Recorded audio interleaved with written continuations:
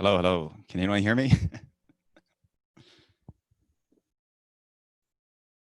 I can hear you. Okay. Hi, Janice. How are you? Hello. Thank you for the invite. Absolutely. I can't have you sit over there, Mom, because the light will. Oh, come sit by me here. Yeah. Okay. Okay, dokes. Yo-yo, Yes. What's my mom thought you kicked butt. Wow, I'm flattered. Honestly, Ann, I was kind of getting a stomach ache before the whole forum, and I was like, man, I'm gonna have a really bad, really bad performance, but it was okay. I will tell you, I had butterflies before the opening. By the third question, it was getting easier. It's just, golly, a minute is really fast. Oh yeah, I was actually writing before the event. I was telling Margie, I said, I don't think a minute is enough to detail, go into detail, sort of what we want to do. But I refrained from actually saying that during the forum. And yeah, I think it went pretty good. I think they were focused more on breadth of questions than depth, although we didn't cover a lot of really important topics. Anyways, that's what we had this for, right? Your video is off, by the way.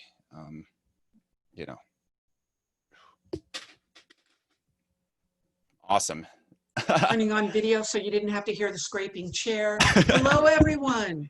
We didn't know anybody would join us after an hour and a half of active listening. Oh, we see a lot of new people on this call. That's fantastic. And people are still coming in.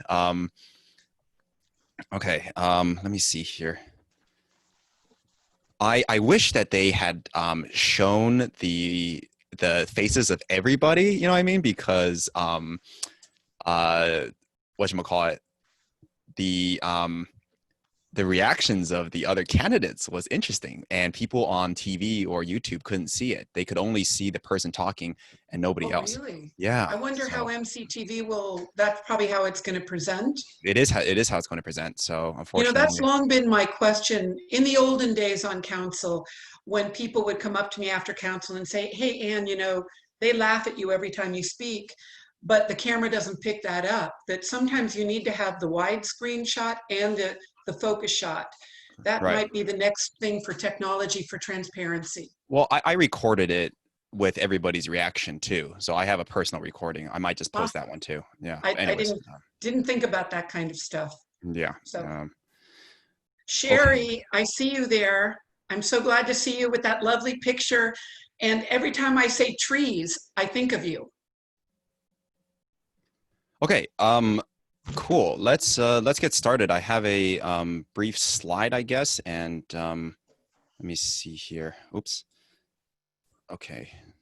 Brief slideshow, and then I think we'll just take it back to the floor. Let me see if I can share this screen here. Water? Oh, yeah, I left it over there. Okay. Presentation number 7. I went out and got this microphone because people told me my voice sounded too raspy on, with my normal computer microphone. So I'm thankful that it actually worked out pretty well. You sounded great, Yo-Yo. For Thank me you. today, I'm having an allergy day and my voice is really dry and scratchy, and I've been trying to hydrate all day, but it's still dry and scratchy. You sounded just fine. Everyone sounded just fine. Okay, so welcome to our 7th town hall meeting. We are happy to be with everybody. I am sweating my butt off, and I'm thankful I didn't appear too red on the video. I just went back and watched a few clips, but I'm sweating like crazy. Maybe I shouldn't have worn a sweater, but anyways, I need air conditioning. Everyone needs air conditioning. Or we need trees, Yo-Yo. We need trees, but we also need like I don't know. We need action on climate change. Okay, so thank you to everyone who watched the candidate forum. I assume that if you're here, you watched the candidate forum. That went pretty great, I think. And I'd like to actually just. Oh yeah, by the way, if it's your first time at one of these events, we don't lock the microphone like the other candidates. You can unmute your microphone whenever you want, and you can ask us questions, you can interrupt us, and we won't be offended. So this is an open floor discussion. So that's how we intend to host this town hall. And I would only add that if you're new to Zoom, if you pull your cursor down to the bottom of the screen, you'll see a little thing that says participants. If you click on participants, a new screen will open and it has a raised hand function. So if you can open that, you can see I'm raising my hand right now. You see that little blue hand, and that's another way we know that you want to speak. But we are, as Perfect. Yo-Yo said, perfectly happy with you interrupting us. We want full participation. Absolutely. Okay, so yeah, like I'm pretty happy with the overall forum. I think it was very informative. I think actually, Anne, I don't know about you, I didn't hear any misinformation. Did you? I think that everything was actually pretty accurate. Obviously some people are beating their drums a little bit, but there wasn't anything that was a lie or, straight up incorrect, right? I think some of it is open to interpretation. The discussion of the code of ethics question I thought was good, but I guess because I have a longer memory, forgive me for being Scottish, but I know that my campaign signs disappeared and showed up on public property in 2015. I know how I was treated on council. So the code of ethics should be our code of ethics all the time. Yeah. And I those of us actually, next door know that somebody deliberately went out and targeted a whole bunch of people to get them kicked off next door. And if that were one of my people, I would say don't do that. And I did say don't do that. We need more of that in the future. look, people aren't stupid, right? Like we've seen recently a wave of people suddenly join Nextdoor. If you're on Nextdoor, you know exactly what I'm talking about, right? People you've never heard of before suddenly join Nextdoor, and all these people are getting plucked off one by one. And look, I get why they're doing it. They want to control the conversation, and it's harder to control on Nextdoor because you really have to find a violation to get someone banned. But yeah, it's just been unfortunate that so many people have been kicked off. I was even kicked off this week for 2 or 3 days after somebody from a different campaign reported me. And for me, that's not in keeping with, I think, the overall spirit of Nextdoor, as well as the spirit of our campaign, which is free, open communications. We've been disagreeable.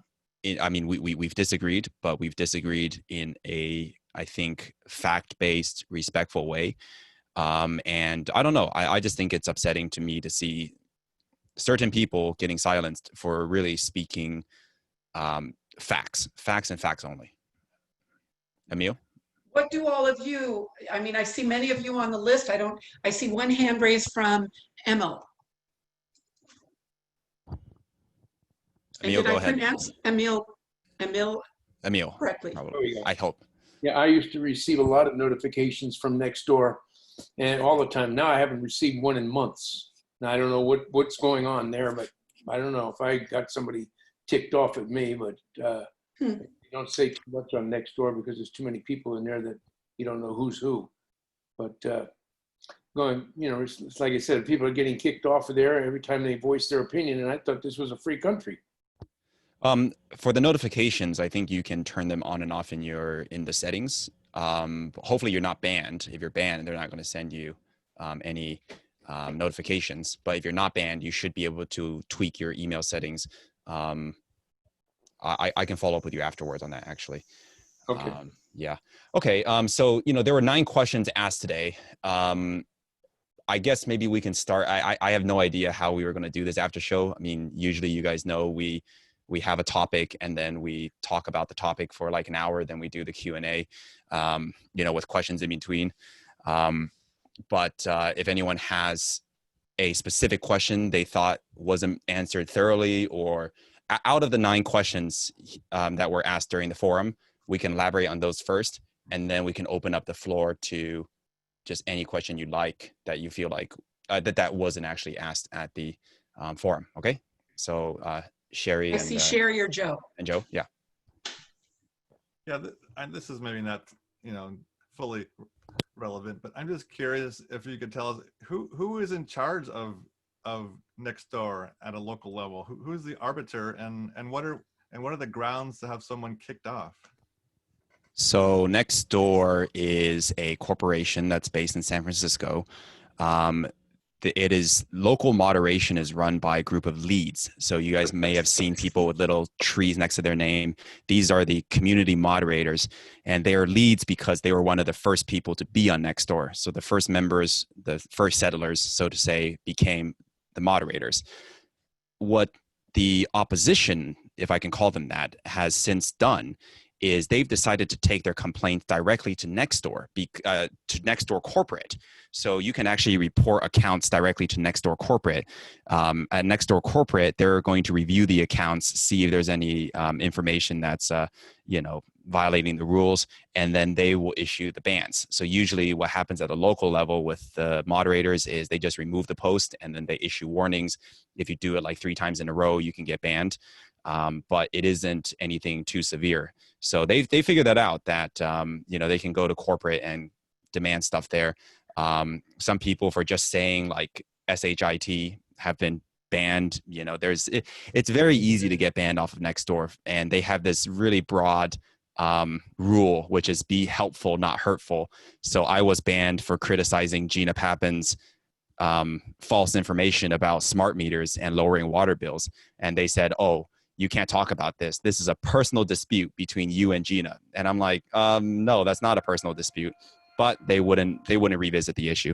Gina Pappin said that my plan, this was the day after I sent out my postcard, which said that to tackle water bills, one of our ideas, Ann and I came up with it together. One of the ideas is to implement smart meters. Smart meters help us control leaks before they get out of control. They lower operating costs from having to send a meter reader all around. They're adopted by local cities such as San Bruno and Hillsborough, who are already reaping the rewards. They're a long-term investment. They help modernize our water system with technology, and they help people really take control of their water. And then you have Gina Pappin here who's saying, oh, well, they cost 5.5 million. And there I was thinking like, wow, that's a lot of money. But then I talked to other cities. I talked to Public Works from Hillsborough, from San Bruno, from other cities from other cities that have adopted smart meters.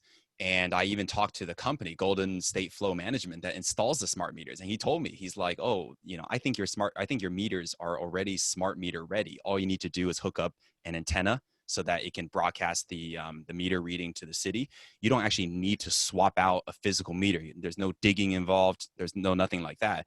And the total cost, believe it or not, is $200 a meter. You multiply that by 6,000 meters in the city, comes out to just about 1.2 million. So it's not, and that's assuming that we're not getting a volume discount or any other savings. So the number of 5.5 million to replace all meters with smart meters, that's just fear mongering. That's not the truth. Anyways. Yo-Yo? Yes. Yo-Yo, can I add, there's one other mechanism that can happen on Nextdoor to get people bounced, and it's an artificial intelligence meeting. So let's say person A writes XYZ and 10 complain that the message is bad. The artificial intelligence says, this person must be bad. I've gotten 10 complaints. And I zero not just that one message, but every message by that person. So whether they've started a conversation or they've contributed to a conversation, that person and all of their posts disappear. And if that person is then restored, those posts reappear. But you can, if you're a regular Nextdoor user like I am, because that's how I read what people are saying, and I know what's going out there, even before COVID, I use Nextdoor a lot, even though politicians hate Nextdoor. Typically, Nextdoor is a place to complain about politicians. And part of that is you're a politician, you got to get a thicker skin. But if we don't know what people are really feeling, how can we fix the problem? That's my view of Nextdoor. So I actually like Nextdoor. No, I don't like people getting banned. That bothers my First Amendment, my American, it made me mad as hell, to be honest. So it's something to continue improvement with. Let's just be, I think Nextdoor is where our elected officials can level with the people. And the only person I've seen on Nextdoor is Ann Schneider. Everyone else is just kind of dodging it because, sorry to keep harping on this, but you saw Gina's video about the water bills. I didn't even comment on it. I made my comment that I just referred to on a different post. You had Gina Pappen there, talk about all this stuff, made a lot of accusations, right? That were suggestive towards me, innuendo to suggest that it had come from me, someone who supposedly didn't know what he was talking about. And then when the heat started coming from the residents, she locked the post so that you couldn't put any more comments there. And that's not keeping in the spirit of Nextdoor either, right? If you're going to make a claim, if you're going to make some kind of, wild claim of some sort that you want the community to believe, then you better be ready for the, people who are going to fact check you and say that what you're saying is actually not true. Anyways, enough about Nextdoor. I think, that Ann and I, if elected, will continue to be very active members on Nextdoor. Obviously, there are some things that elected officials can't freely talk about on Nextdoor, but there are still a lot of issues that they can talk about. And unfortunately, Yo-Yo, can I take that your ending comment there and pull it into something else that I've talked to the city manager about, but haven't actually mentioned publicly? I think it would help the city's transparency and our ability to grow and strengthen our neighborhoods if we had more neighborhood by neighborhood meetings. Now, when I lived in Mountain View, which is a much bigger population city and much bigger geographically, they finally learned that they were really only hearing from one wealthy neighborhood in town. So they started rotating meetings throughout the year. There are 7 members of council, so you could have 3 council members attend each one of these neighborhood meetings and hear directly about what the problems are and what the public thinks could be good solutions. And I would love to see us incorporate that. I do strongly believe that if you just look at Neighborhood Watch, crime is increasing for a number of reasons, whether it's Prop 47, the fact that we're between 2 freeways and we don't have license plate readers yet, et cetera, et cetera. But with a strong neighborhood, with neighbors who speak with each other, we can help catch some of that crime. So growing our neighborhoods is important to me. It's important, I think, for the well-being of all of us. And we can work together, but the city could be a lead for that.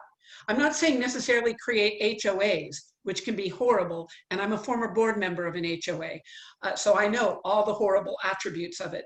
But growing our neighborhoods, I think, is critical for us. All right.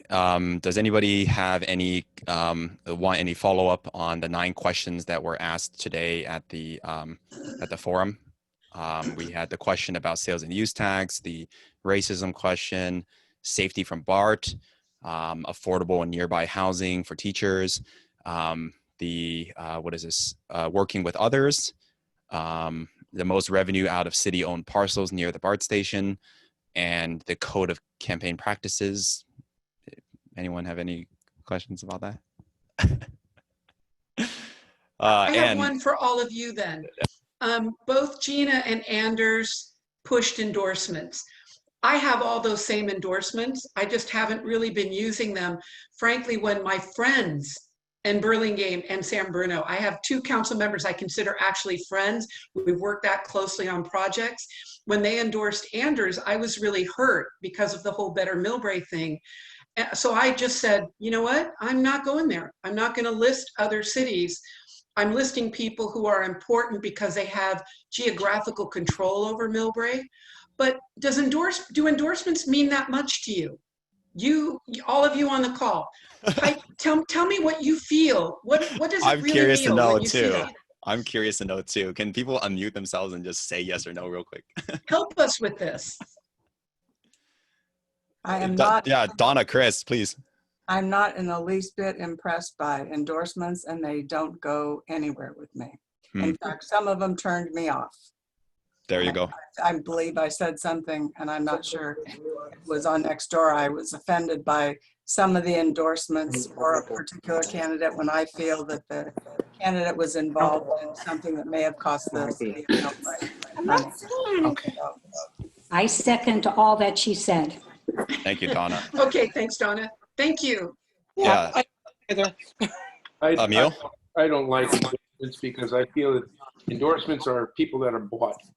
You can buy your endorsements because That's right. all of a sudden you owe them a favor. And when you owe somebody a favor, you cannot be a good political party. Thank you. Right. So that's how Thank I you. feel about them. Good And point. while I'm here, Yo-Yo, I want to tell you that quite a while ago when I had a lot of complaints about Tai Wu, I was very impressed when you stood up at the meeting and brought down their attorney and them for laughing at everybody while we were at the meeting. I was Totally. very impressed with your action at that time. Emil, can I just say real quick, because you mentioned, sorry, I see everyone else's hands, Linda, Irish Joe, Larry, we see you guys. Let me just say something about Tai Wu real quick. I don't have anything against the business, right? But the way that they came into the city, the way that they totally trampled over the residents on my street. I live on the street behind Tai Wu. I live on Hemlock Avenue, right? Like my neighbors are literally struggling to park. Obviously during COVID, this doesn't apply, but Tai Wu came in with 10 on-site parking spaces. And, you know, they're basically like, oh, good luck to the residents who live in this neighborhood. We're just going to flood our employees' cars, the customers' cars throughout the neighborhood. And people couldn't even park in their driveways. And to this day, I said this in my opening statement in the 2018 campaign forum. I said that Tai Wu, right now, Tai Wu's conditional use permit is expired, right? And I said that before they get their permit renewed by the city, one of the conditions that the city ought to add is they should pay for the parking permits of every single person that lives on Hemlock Avenue, right? Like the only reason we have a parking permit program is because of Tai Wu. They caused it. So my opinion is they should pay for it. You got Anders here who received a $1,000 donation from the manager of Tai Wu. And I'm just like, well, how can you be a fair voice, right? When this issue, which is going to come before city council, comes up and they ask, okay, well, do you support renewing the permit for Tai Wu to operate? And if so, what conditions will you impose? I don't think Anders is going to fight for the residents. I think he's going to fight for his donors. And you tell me if I'm, you know, swinging empty here, but I genuinely believe that. I think that we'll talk about dirty money later, but just to Tai Wu, I think that's a total, the way that it was handled, total abomination, not accountable to the residents. You don't want to get me started on them again. Yeah. You and I can have an offline about that. Everything. Okay. Same here. Same here, Yo-Yo. It's just terrible. Okay, thank you. Yeah, Donna. Same here, Yo-Yo. You don't know how many times I've called the police department complaining about all the people parked on Hemlock and the main street. That goes into my, No, not Aviador. Oh, Hillcrest. Hillcrest. Yeah. Hillcrest. And they've come down right away. I gave them license numbers, pictures of the cars, everything. There would be parked there all the time. But I can't keep doing that. The people who live there have to make the complaints as well. Donna, I think they do. I also know that after a while, all people feel like, golly, I've been fighting City Hall on this forever. It's never going to change. And then they give up. I agree with Yo-Yo as well about them, somebody, I get the name of it mixed up. They should be paying for the permits, not the residents. That's a big mistake. Mm-hmm. Oh, hi, this is Larry. Am I up now? You are, Larry. Okay, I am not swayed by endorsements, particularly those that are from people who have left politics many, many years ago or who are from outside of the city. Mm-hmm. Although I would pose it as a question to both of you. Would you want to list your endorsements so that it's no longer a differentiating issue? You could do it in a sort of very by the way kind of a way and say, hey, I also have the following endorsements, list them out so that people who don't know any better know that you also have endorsements, number one. Number two, I think that a lot of talk about the endorsements kind of goes hand in hand with raising a lot of money. I don't know from whom, not Millbrae residents, and also having expensive fundraising campaigns, but at the same time, not updating their websites and not updating what they actually want to do for residents of Millbrae in a detailed sort of way. So anyway, Yo-Yo, those are my let me comments. take that one first. Here's a reality with endorsements. Sometimes you get endorsements because people know you. So the first time I ran, I got some pretty good endorsements, but it's because as a Sierra Club activist, I ran the political endorsement process. So I knew a lot of these politicians, or I'd gone up to Sacramento to talk about very environmental things.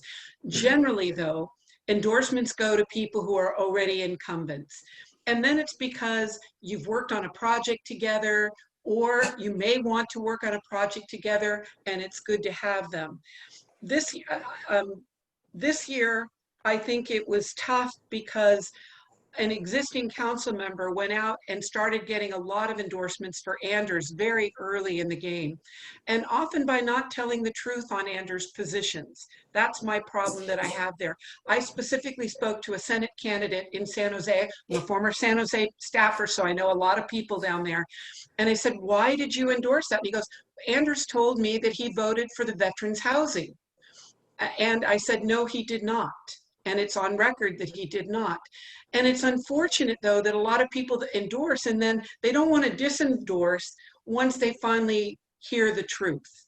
So that's one reason I haven't wanted to put these same people on my list, because I believe they're letting Millbrae down by endorsing based on not knowing what's really going on here. And I've actually thought about putting on my website where all of my endorsements are listed.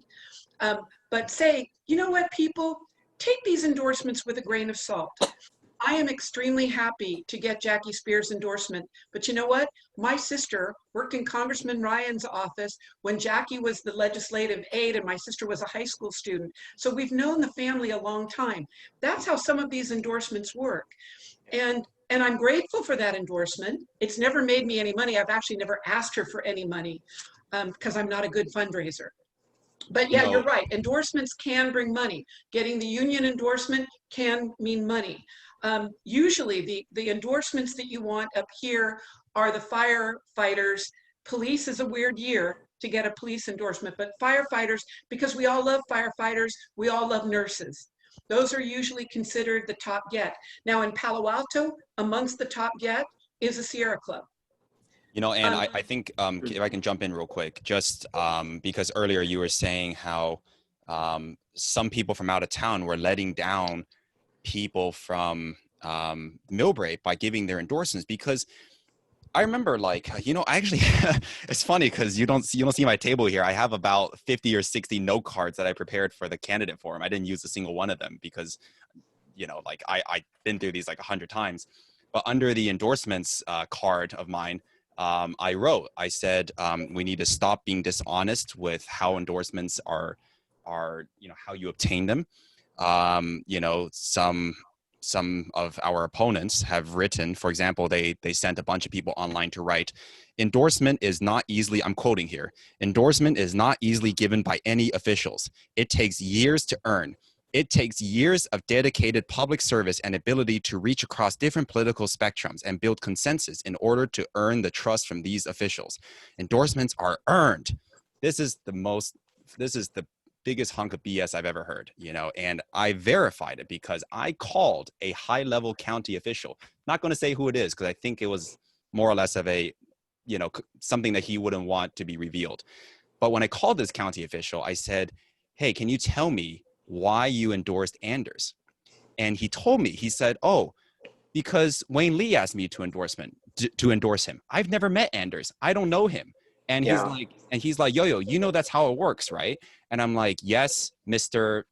Beep, you know, but the people don't know that's how it works, right? The people think, oh yeah, you know, Anders has a personal relationship with all these people or anybody or, you know, Gina or, you know, or me or Ann or whatever. And that's not always the case. And I've made the calls, right? You know, you've got, you know, and I think this stuff, the whole, like the most endorsements, this is insulting to Millbrae residents, right? This is insulting. But if I can interject, that's my fear is that the people who are informed, they already get it.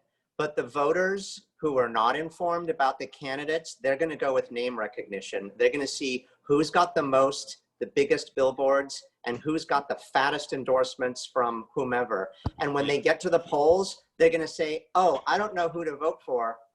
I remember that name. I'm going to fill in that bubble. That's what my fear is. I'll give you a hint of optimism. You know, in 2018, I was endorsed by four organizations or people, right? One, Ann Schneider, my first endorsement and and really my strongest endorsement. Second, Mayor of San Mateo, Rick Bonilla. Third, Teamsters 856, who represent our city workers. And fourth is the Peninsula Young Democrats.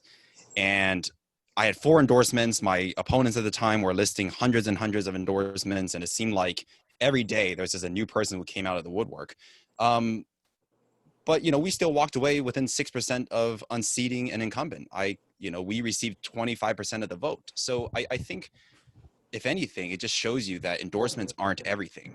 Endorsements, yes, you're right, Larry, are about name recognition, but in local politics, considering you're so near to the candidates in a way, right? We all live in the same city. We're not asking oh, who's endorsing a state senator that I've never met before, right? You're talking to people in the community.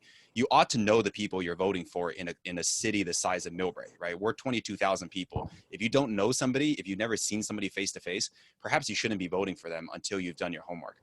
But anyways, yeah, endorsements, they mean something and they mean nothing. That's I think we'll leave it at that. But yeah, I see a hand from Sherry again and Joe. So my question is, I've heard a lot of things and I read Nextdoor and whatnot, and I'm wondering if you guys just can tell what your understanding is. Anders part of Better Millbrae or not?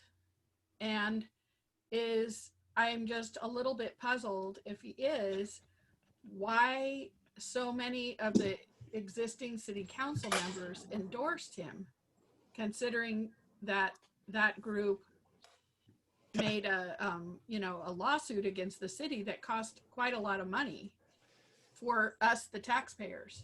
Got a card for that here. And can I start on this one? Because You may. Thank you. I've got a card for this.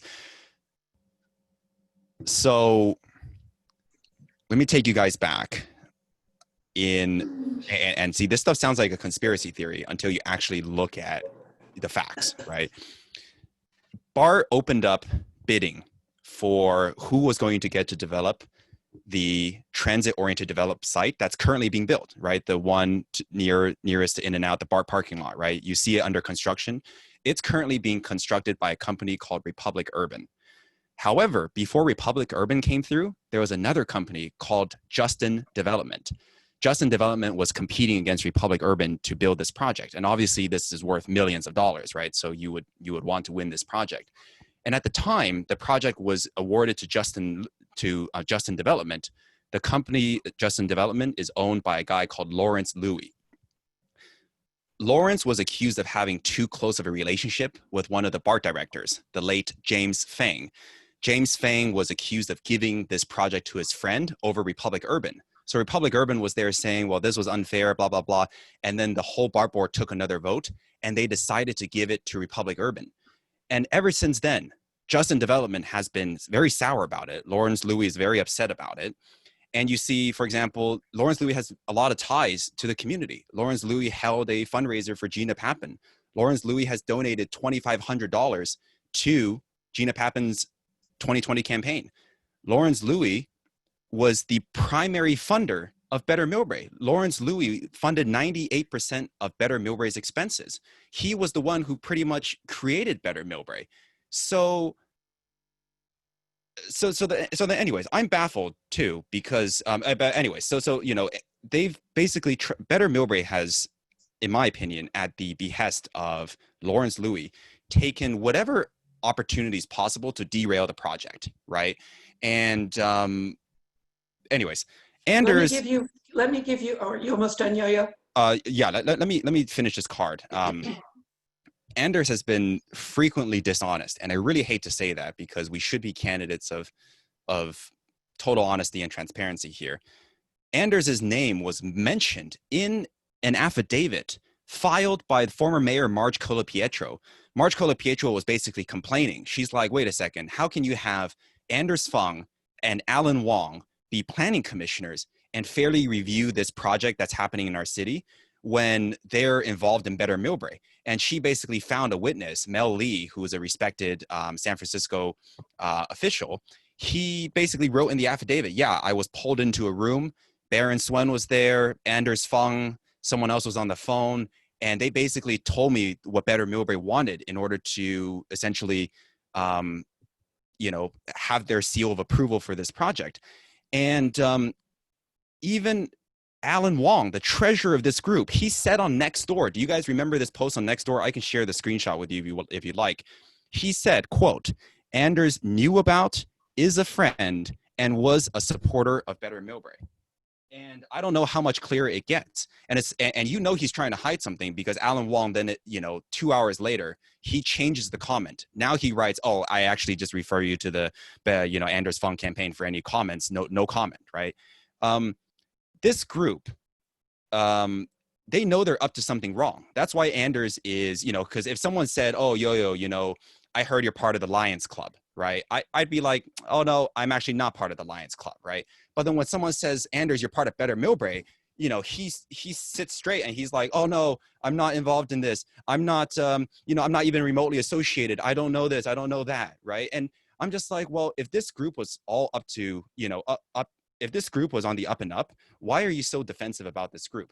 And also, we should explain that after Better Millbrae harassed Ann Schneider, right? They harassed Ann, caused her to have security at her home for her parents, right? Just basically using the same type of gang-like mafia sort of Chinatown tactics that we associate with people like, you know, Li Linyi back then, using these tactics to intimidate others. And then when they didn't get their way, they sued the city of Millbrae. The city of Millbrae released documents showing that Better Millbrae cost taxpayers, you and me, over $70,000 of billed legal costs to an outside firm. On top of that, you know, the case was settled, and the case was settled for $200,000. $40,000 went to the attorney, Byrne Steeves, and $160,000 of it went to Anders Fung's charity. So you tell me whether or not Anders was a member of Better Millbrae. You know, I'm tired of mincing words. You know, people can say, oh, well, he was a sympathizer, he was a supporter. You know, as far as I know, Better Millbrae didn't issue membership cards or membership IDs. In my book, Anders was involved in Better Millbrae. He, you know, completely supported it. And I'm just like, you should take accountability for it. You were the only candidate who voted against veterans housing at the BART station. You were the only candidate out of 5 planning commissioners who voted to try and derail this project. He sent his children to the planning, to the city council to spread false rumors about impacts on schools. And then he gets upset when we criticize what his child at the time said. And, you know, but anyways, I'm just very upset about that, because I think that Millbrae politics should be above the table and above water. You know what I mean? It shouldn't be happening in back rooms. It shouldn't be happening with shady characters, with dirty money through our city. We shouldn't see any of that stuff. And you know, like at the Daily Journal interview, they asked us, they're like, oh, well, how can we get development on track for Millbrae? And my answer actually was, we need to limit the influence of dirty money. We need to limit the influence of people who are trying to exploit our city. Anyways, I'm ranting at this point. I hope I answered your question. Let me jump in there really quick. As the Gateway project was moving through the process, in 2016, my very first 2 council meetings were adopting the specific plan. Most of that work had been done by the previous council. And it's really hard to make many changes at that point. That said, I like the Gateway project. So we approved the specific plan. Gina and Wayne were not in support of that. They were very unhappy. Gina is still unhappy with it. And then it took 2 more years for both Sarah Station, Vince Musey's project, and the Gateway project to work through its various processes. And it comes to us in March of 2018. Now I get a request to meet with a community group, no name, just people. And I met with a friend around the corner at her house with another friend. And I've talked to both of them. That's why I'm calling them friends. But the other 2 people in the room were Margaret Ning, Anders' wife, and a gentleman named Freeman Peng. And in it, I spent 2.5 hours with them talking about what a specific plan means, what it means as a project moves through the government process, what council can and cannot change at that point in the process. And, you know, basically that BART is the landowner. BART chose, instead of making it into a high-end retail outlet mall or a huge convention center, that BART chose a mixed-use project. And by the way, because I served on airport land use, we couldn't put a really big hotel there. The airport and the FAA won't let us do some of the things that Gina and Wayne wanted to see. Too many people in one place if an airplane crashes is the easiest explanation. Okay, so I meet with them. I knew Mr. Peng was not happy because he stood over me kind of yelling at me. But you know, that's what politicians were supposed to take that. I go home, or I go off to meetings, and then I do my council packet for the next day, which is reading notes and preparing notes. And I check email at 10 o'clock. And I start getting these emails threatening me of accepting a bribe, threatening me of being a horrible human person, on and on and on. And over the course of the next 20 hours, I received over 150 of these threatening emails. Now, and at that time then, I did my own background. I called Better Millbrae and listened to the voice on the answering machine. It was Margaret's voice. I called the detectives department because I don't know what to do when I'm getting these really horrible emails coming one after another, no way to breathe. And everybody knows where I live. I've not been hidden about where I live. And my mom and dad sat in the front room, very accessible for someone taking one action too far and shooting a gun through the window. I talked to Marcia about this, and she says, well, do you want protection? And then it gets worse. So I'm already, we're elected officials, but we're still human beings. So that night, and on top of that, Gina and Wayne had arranged to move our council meeting from City Hall to Taylor. They knew there was going to be a big crowd. Well, how did they knew there was going to be a big crowd? I get up to the council meeting early, and there are 2 buses in front of Taylor Middle School, and my name is plastered on the side of the bus in a printed vinyl there saying Schneider should know. Big banner. A big banner on here, and they've got people coming off the bus, and they're handing them hats saying Better Millbrae, and they're filling the auditorium with this. And I'm going to tell you, it's scary.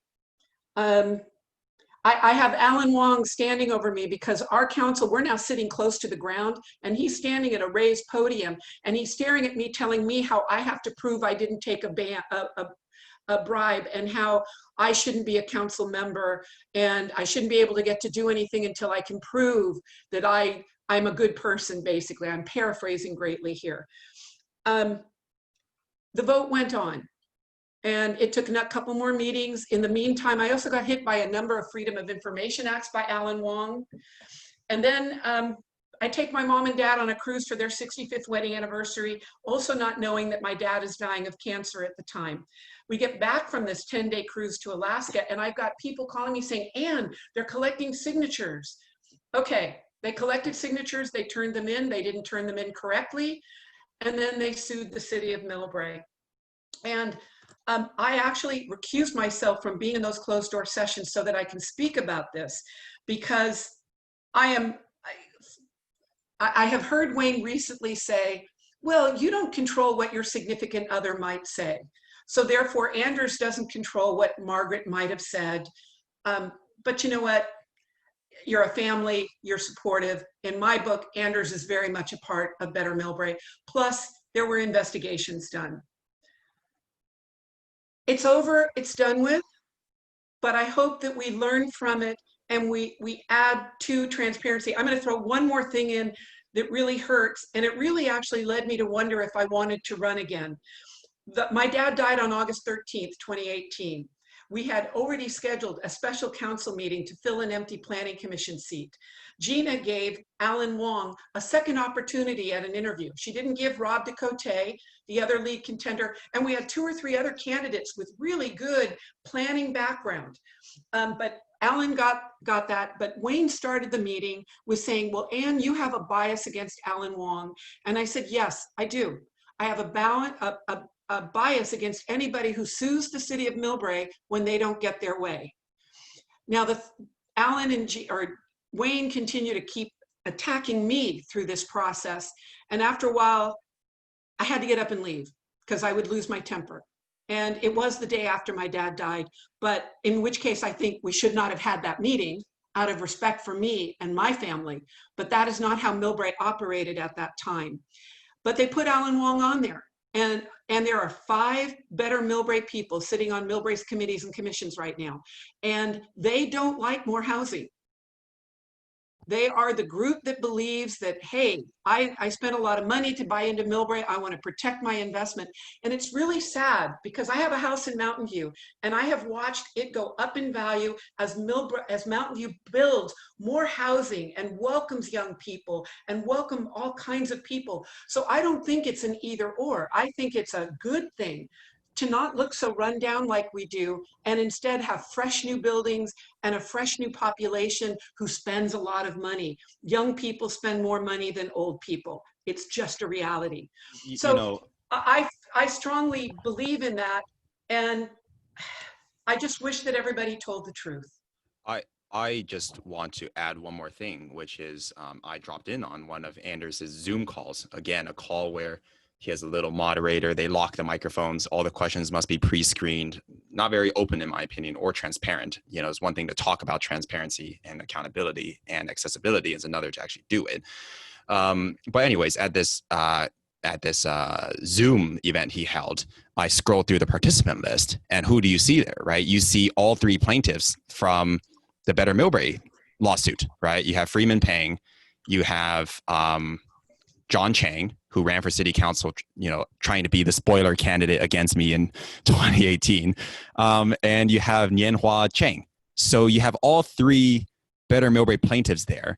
So even if you don't believe that Anders was part of Better Millbrae, which you should, it is really clear that they support him. And you know what, Ann, like, maybe we can just pivot real quick, because I don't want to sound like we're sore losers or something. You know, that's not what this is. We're just calling for a better Millbrae. We're calling for better politics. You know, like, you don't get your way by strong-arming other people, right? You don't bust people in, intimidate an elected official with banners, and just do really things that leave a bad taste in your mouth, right? Like, and quite frankly, this group's actions repeatedly just leave bad taste in my mouth. And I don't know if it's a, you know, I let me just say this though, for anyone who's watching this, I genuinely believe that the people who are supporting Better Millbrae have been misled.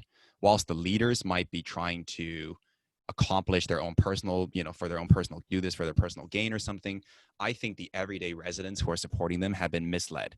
They've been spreading theories like, if we have more people, then our test scores will go down, our property values will go down, we'll see more crime, we'll see more traffic, you know, just all the same spiels that you hear from people who are just generally opposed to development.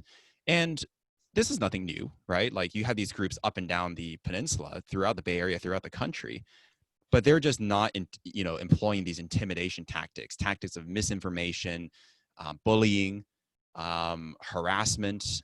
You know, it's just not acceptable to me.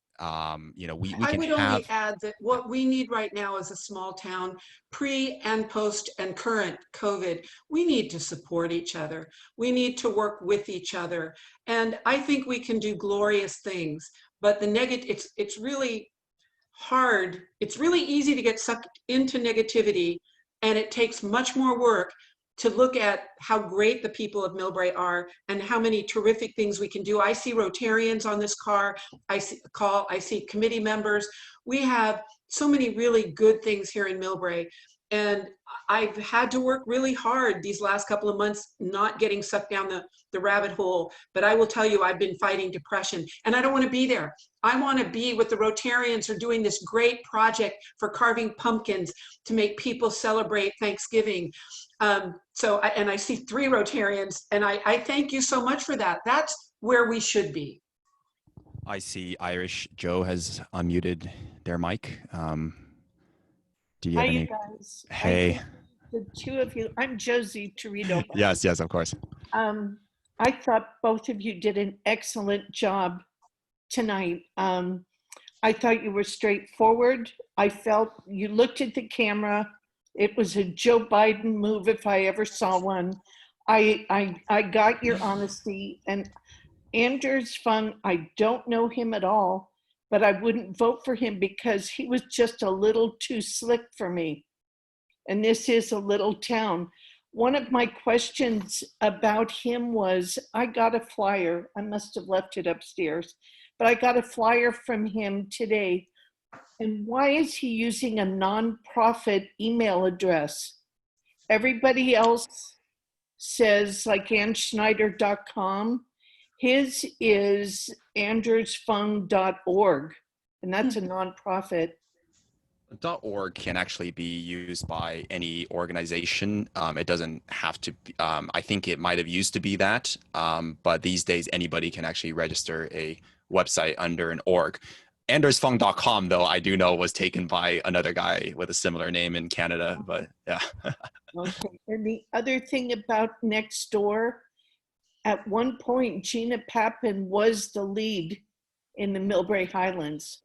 That's right. At Green Hills. She was the lead for Green Hills. Oh, I don't know. I get all of them. That's okay. That's okay. I would love the city of Millbrae to actually really codify our neighborhoods. But no, Gina lives in Green Hills. Okay. Look, you know, I just, the reason why, oh, I'm so sorry. That's right. No, she was listed as lead, which means she's one of the people that makes decisions of who gets banned. Like Absolutely.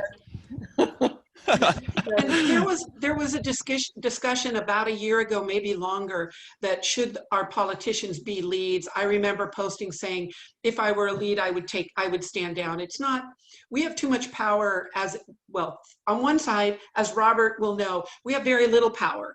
But on the other hand, we have more power than normal, and we shouldn't be the leads of any social media within our community, because it would discourage open conversation, open communication. Look, you know, regarding what you said earlier, I don't want to make it personal, because it doesn't have to be personal. Let's just look at what the campaign has done, right? You know, look at his most recent, you know, Forum 460, which is a declaration of how you've raised your money, raised $64,000, more, almost double what was spent in the entire 2018 election by all the candidates. Not a normal amount of money. He's spent $14,000 so far hiring a professional campaign manager to tell him what to do, you know, someone with real estate ties. He's spent thousands of dollars buying endorsements. Let me pull this up. Payments to California Voter Guide, Budget Watchdogs, CalSal Voter Guide, COPS Voter Guide. Where's the other one here? Election Digest. Thousands of dollars, and essentially he's paid for these organizations to send you a flyer in the mail telling them that they, you know, promoting his campaign. And, you know, this is a guy who joins the Lions Club in February. He switches to the Democratic Party in May. You know, I'm just like, you know, I don't know. I'm personally not buying it. I'm really biased. I'm super biased. I'm the most biased person to say this, but I'm just like, you know what? I don't feel the authenticity. All I hear is a very scripted, very, you know, an attempt to polish a person up for public service. But you know, that's what we had the forum for, right, Josie? I mean, we had it so that people can see straight through. And honestly, I don't want to be too negative, but he does mention Better Millbrae at the very end. When you go back and watch your tape, he does mention being on that. Does he? Very quick. Unless I'm hearing things, it was very quick. I said build a better Millbrae because I was, you know, trying to hit him for that. But I was trying to listen to everybody's. Yeah. It's really difficult to not use the phrase better Millbrae, because that's what we all want. He's stolen it from us. Yeah, he stole his slogan too from HSBC. HSBC, the bank, their slogan is "Together we thrive." And when I saw that, I'm like, am I reading my bank statement or am I reading your campaign flyer? Anyways, no, you know, but anyways, I mean, I really tried to, Ann and I did debate prep, and we tried to keep it on the topics, which we did, right? We no personal invectives. We totally focus on what we're going to do. We've hosted these town halls. This is number 7, for God's sake, right? We've done this 14 weeks in a row, which is shocking. I don't know anything else I've kept up for 14 weeks. But yeah, we've talked about the water bills. We've talked about downtown, and was the one who came up with the idea of filling the empty storefronts with an ordinance that basically tells landlords, hey, if you're going to keep a property empty, you're going to have to pay the city for it, right? Ann's also brought up climate change, made that a top priority. I've talked about BID. I've been talking about BID, right? So we've brought these issues to the forefront. The questions today were very relevant to what happened, what's going on in our city. Yo-Yo, can I go back to, I think it was Larry that said, why isn't there more information on web pages? Up until these forums are held, and these forums that Millbrae holds every year are very popular. I think they're MCTV's biggest rate getter on that. If you put, it's a chicken and an egg thing. You put too much of your plans out onto a website, other people can borrow it. You know, there's that phrase that says something that you should be happy when people borrow your stuff, but you're still running a race and you're still trying to have positions that are uniquely yours or a phrase that's uniquely yours. But I think, Larry, if you're still on with us, you'll be seeing much more information showing up on my website now that this is done. Anders totally pirated my my closing statement from 2018. My closing statement from 2018, I said, I remember I said something like, I want to help Mr. This on this street, and I want to help this guy on this street. And then, there you have him doing it again. Anyways, it's funny because this is a guy who said, he said at the, what was it? I think at the Daily Journal interview, he said, it doesn't matter which candidate. Oh, no. He said this at his second Zoom. He said, it doesn't matter who we elect. It matters about their policies, right? And then he said almost the same thing tonight. He said, it's not about me. It's about like what I want to do for Millbrae. But I'm like, well, let's back up real quick, right? Because of course it's about the candidates, right? It's about the candidate's character, about integrity. It's about, whether or not we can actually trust this person to push through the policies. For a guy who, has really been hitting above his weight class, right? He's talking about, I'm a developer. I'm a home builder, right? And by that, he means I have a B general contractor's license with the state of California, which I know about like 50 general contractors myself. I'm not sure how that qualifies you. Oh yeah, he says he's an engineer too, but he doesn't say that he's a software engineer. So I'm not clear on how being someone who flips homes for profit, someone who's a software engineer, how that qualifies you to make sensible, affordable housing policy, which he's claimed to have been able to do. So anyways, I'm changing the topic, Yo-Yo, please, for everybody on the call. I'm ranting. Okay, no, were there things that you wish or you would like us to talk about, clarifications? I know Yo-Yo said this at the beginning. Anything that I will tell you, golly, a minute goes by so fast. Even on climate change, which of course I could rant on for hours. I would love to rant on for hours on climate change. But what didn't we talk about? What did you need to hear tonight? Former Mayor Gottschalk has his microphone unmuted. Yes, thank you. It was mentioned a few minutes ago that this is one of the most important events in the city every 2 years. And it lasts for an hour and a half. And I hope I'm in a very, very small number of people, but I spent an hour and a half just totally infuriated because every 20 or 30 seconds, the screen went black and the audio stopped. Okay, didn't know that. And I saw a report about that. I guess people will have to watch the replay on YouTube. I called MCTV and he blamed it on Comcast. Well, I don't have the capability to watch YouTube at the moment. But anyway, just wanted to share that experience. It was a big, big disappointment. You know, Robert or Mayor Gottschalk, I apologize for that. It's funny, my campaign flyer developer lives in Pacifica and has Comcast, and he has 2 small children, and his Comcast went out for 3 days recently. I mean, just the last 3 days. Trying to educate a child right now at home with no Wi-Fi has been bad. So I'm a former MCTV board member, and I love MCTV, but I hear you. Let's make sure, I'll reach out to MCTV and see if they can fix it. And we'll come up with a couple of different platforms for people to be able to hear and see everything. And I'm sorry for that. I just wanted to say that I was watching it Well- online on Comcast, and it was fading out. And then I reached out and someone told me to log on the link, and I was able to watch it fine there. So I think there was just a Comcast, or I don't know if it was Comcast, but a problem with it over the TV. Yeah. Thank you, yeah. Janice. Sorry about that. Yeah, that I had the same Right. exact same issue over here.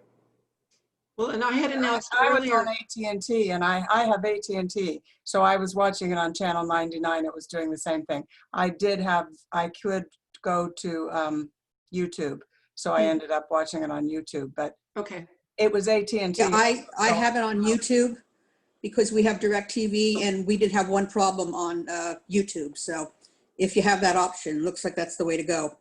Yeah, I You just went on the MTV's Yeah. website and was able to watch it from there, not Okay. on TV. I know all of us have been on so many Zoom calls. Sometimes for the local elected official, we get a briefing every Wednesday for an hour, and there can be almost 300 of us on there. And with everybody running video, it causes a problem. So I don't even bother anymore. I just keep video off the whole time and listen and chat. We're allowed to chat with that Brown Act in that when it's COVID related right now. Oh, see, someone's asking me to start my video. Have I frozen? Oh, your video is off. So Okay. I don't know if you wanted it on for. Oh, I didn't mean to do that. It did it itself. Yeah. Okay, so we're just still learning, but you know, I will reach out to Sarah, the executive director of MCTV, and I know we've got one MCTV board member on the call here. I think they do a terrific job. The technology, we're not in Star Trek land now yet. We're just not there yet. We're getting closer, but we're not there. Larry. Oh, you're muted, Larry. Can you unmute yourself first? I think the question was, were there any other issues that we wanted to see spoken about? And I think there are 3 important issues that I'm not sure we got direct questions on, and I think both of you spoke about them, or you were able to introduce them obliquely. One is crime, second is high water bills, and third is the downtown improvement district, or whatever you call that. So BID. I think those are absolutely critical issues. I can't remember whether they were directly asked of you or of the other candidates. None of them were. No, none of them. Yeah, and I wanted to kind of segue into maybe this is something building off of what I think the former mayor mentioned about an hour-and-a-half forum. This is absolutely critical time. We've got an hour-and-a-half, 1-minute answers. That's not a lot of time here. And if this is it, this is it. So I'd like to see some more types of fora like this so that there's more of an opportunity for the candidates to really talk about what their platforms are. Yo-Yo, let me grab this one because the reality is I had surgery 6 weeks ago, and it's taken quite a hit on me physically, but that also puts me in the high comorbidity list. And then I've got mom here at 93. So we have really been sheltering in place, like many of you on this call. And I miss knocking on doors. So I have been thinking about how to open up just conversation hour. The coffees that we normally would have been having in a normal campaign era, you know, knocking on doors is critical to winning. I think that's why, and Mayor, I'm sorry, I beat you in 2018, but I think I did it because I had the time to knock on doors, and the mayor was still working a full-time job. So, there are limitations on that. And I'm feeling really scared because I can't knock on doors right now. So I'm thinking about opening up maybe every 3 days, an open conversation where people call and ask me where I stand. Now that is not the same thing as a forum where you're hearing all 5 of us, but it's what I can do to have people know what it is I say or what I feel on these things. Crime is complicated. Now, previous council went to the Sheriff's Department. Yo-Yo and I have hit heads a little bit on this. I am really happy with the Sheriff's Department decision. With the Sheriff's Department, we get special teams. We get a burglary team. We get a psychological emergency response team, a transportation team, a traffic control team. But most of the public doesn't know this, and they don't always tout their horns. But one of the reasons we have more burglaries is because of a statewide proposition, Prop 47, which moved a lot of crime into misdemeanors. So people will get arrested for burglary, pay a fine, and be right back out on the street. They know it, and therefore there's more burglaries. But we have been waiting, and in our sheriff's defense, they applied for a permit for those license plate readers last fall. In February, just before COVID, they were still in line to get that permit. And here we are I think it's 7 months later, and we still don't have that permit. That in a way is out of our hands, and higher offices in the state have to process that more quickly. But I wish, if people are having traffic calming problems and they tell the sheriff by calling saying, hey, I live on the corner of Richmond or Richwood and Lameda, and I can't walk across the street, it's so scary. And they hear that 10 times, they'll put a traffic calming operation up there. But they need to hear from the public. All of us have to be part of that system. We'll never, ever have, Hillsborough doesn't have as many police officers as they would like to have. We'll never have as many, so we have to help be that voice and identify problem areas so that they can go out there and target the problems. That didn't answer all your questions, but you can see that just took 2 minutes, I think, for 2 different More than tiny 2 minutes. aspects Yeah, no, but of crime. no, but these answers that they were calling for. By the way, like I emailed before. I said, hey, can we have a minute 30 like we did in 2018? And then Margie, the moderator, she said, oh no, and no, I'm not blaming her. These are legal women voter rules. I get it, but I just said, well, hopefully you can keep the questions simple. Right. And then she comes up with well, not she, but, they receive where is this here? There were a couple of doozies in there that it's like, look at this. This question almost takes 2 minutes to read, right? Nearly all the campaign councilors go, and people are just like, well, we can't get the in-depth answers. So actually, that's why I took the opening statement. The 3 things you mentioned, crime, high water bills, and downtown improvement district. I mentioned all 3 of those in my opening statement because they are my top 3 priorities. The water bills, water bills, the reason why it's so complicated is because it's reflective of years of negligence, right? Years of mismanagement, lack of foresight, lack of long-term planning. It all is culminated in what we see today. I would be a little kinder in that and say that we had a huge recession in 2008, and the council at that time already had to lay off a significant number of employees, which then impacted our ability to maintain the city. And then they also delayed capital improvement plans because that's one of the tried and true ways of getting through a recession. And I am hopeful, believe it or not, what our city manager tells me is, Ann, our sales tax basis is already so low, we're not getting hit as badly by sales tax as everybody else. I mean, talk about a hard thing to have. And in addition, something that we had that the previous councils didn't have is we do get a percentage of internet sales. I think internet sales tax should be divvied by zip code where the customer is purchasing the item. Instead, it goes to cities based on their retail square footage, which is a weird formula to me. But at any rate, that, the recession of 2008, we've forgotten how devastating that was and the huge impact it had on the city. But I will fight very hard not to stop our infrastructure improvements because that's why water and sewer are now so horrible. Look, and just a quick sentence on BID because I see Janice and Josie with their hands up. I'm not sure if Josie has her hands up from before, but I see Janice's hand up. But with BID, as you heard in the opening statement, like I fact checked this. I'm the only candidate in this race who owns a Millbrae business, period. And I'm the only candidate in a generation stretching back to at least 2 decades who actually owns a business in downtown Millbrae. So, other people, they're just spreading the same platitudes, right? Like, oh, we need to have, I'm not saying you, Anne, just everyone else, oh, we That's need okay, that. Yo-Yo, I can take it. I would give you one tiny correction. Mayor Gottschalk's office was in the US Bank building, right, Robert? US Bank?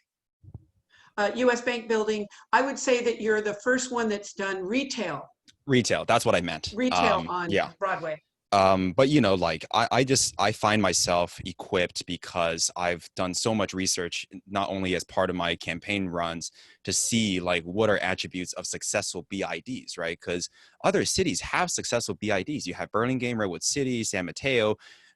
San Francisco has like over 10 of them, for Japantown, Union Square, North Beach, you name it, right? Even neighborhoods are coming together to create what are called CIDs, community improvement districts, because they don't always have to improve businesses. So I know what actually makes them work. And I'm just saying that if we want downtown businesses to thrive, perhaps, tell me if this doesn't make sense, but perhaps we should elect somebody who has daily experience working with downtown merchants, who lives this every day. And quite frankly, like we've been suffering from inaction, right? The city is, one of the other candidates was showing off how the city has gotten these outdoor dining platforms together. But I'm like, well, that came like 5 months after COVID started, and we still don't have outdoor dining events to actually get people out here. And I don't want to sound like a hypocrite because I have one of these platforms, but it's starting to become a mess, right? We have no plan about when these are going to be, when they're going to need to be removed. Now parking is genuinely becoming a growing concern. So I'm just like, okay, this is again becoming a short-term like stopgap measure, right? Like, where is the long-term leadership, right? Who's going to come in with a vision saying, okay, how can we turn maybe Broadway into a pedestrian-only street, right? So that these platforms can stay and we can use the center of the street for something else. That's just an idea. Anyways, I'm ranting again.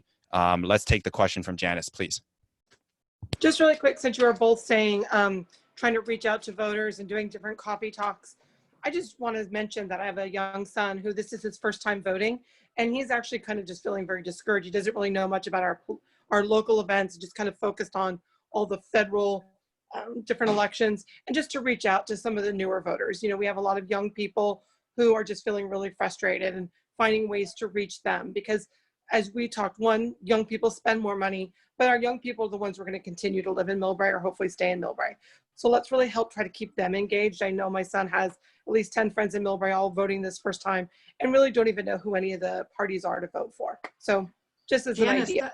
that is a fabulous idea. I don't know if, I would love your son to contact me and or Yo-Yo and tell us what's the best way to reach out with them. I did go to, Yo-Yo had an ice cream social and I sat down there. I got to tell you, that was the first time I was out in public in almost 2 months. And it was a little scary. I got to say, when you've been stuck inside for so long, to go out and be worried about getting sick, but it was also really lovely. Really, really lovely, and got to talk. I already have my first climate Corps member. He's about 8 years old. He lives up on the top of Almanar, and he was so excited to work on climate change. And he asked me the question. He said, "This is what's really important to me." But if you can help us figure out how to reach out to them, Mills High School did something. I got to tell you, I've never really read Mills High School's newspaper before, but they sent us a set of questions, actually really difficult questions, and they published the first 3 responses, or the responses of all 5 of us for the first 3 questions in the newspaper that just published yesterday. So I think we're reaching high school students. Now, some of them might be 18, but most of them are not. So it's your son's age group. How do we reach them? Boy, I'm a politician. I could have said, how do we reach them? Well, and another thing I've been talking about is removing barriers to entry, right? Like, remove things that are designed to disenfranchise young people, right? And that's why I said I was so disappointed when you know, you go on the other candidate's site, Mr. Andy there, and all you see is stuff about, oh, he's experienced, and or even words about maturity. And I'm like, I know what you're trying to say, right? You're trying to suggest that because of my age, I'm too young, I don't have the life experience, I don't know, you know, that I can't take the job seriously, I don't have the maturity to handle this job. And it's statements like those that have kept really well-meaning people out of politics for hundreds of years. You know, we're talking not only young people, but people of color, women, you know, and it's those types of statements that I'm trying to avoid, right? And I'm half the age, literally less than half the age of the youngest person running in this council. I want to bring the average age of Millbrae's council. Huh? I'm going, I think I'm 3 times your age, Yo-Yo. Okay, we'll do the calculation in private. In base 7 or something. Okay. Yeah. I'm teasing, it's okay. But you know, like I think that when you see young people in politics, that's how, like, when you see people you can relate to, right? So that's why it's so important we should get women into politics or people of color, so that these communities that have been traditionally underserved see somebody that might not necessarily speak for them word for word, but at least it provides that connection and association, right? So when we see Congress being run by, I think Congress's average age is 75 or 80, and we have 2 presidential candidates who are well into their 70s, almost 80s, right? That doesn't really speak volumes to me. And I'm speaking as someone who's 23 years old. And I'm just like, I'm not sure you have the best interests of us in mind. For example, you know, the young people really want, you know, I'm getting off topic, right? I wanted to talk about Green New Deal and all these like more progressive things and thinking about the future. And arguably, it should be the people who have the best chance of being around in 50 years that should be setting policies that are going to affect our city and our country in 50 years. So anyways, so yeah, I want to remove the barriers to entry, create meaningful opportunities for young people to get involved, create political clubs at Mills High School. You know, I was part of Model UN, and obviously that's for politically inclined people, students. But we can create political clubs. Maybe we should bring the Democrat Club and the Republican Club. Let's bring that to campus. Let's revamp the youth in government program, right? And like, I think you used to do that, and Anne works with the Leos, the Young Lions at school.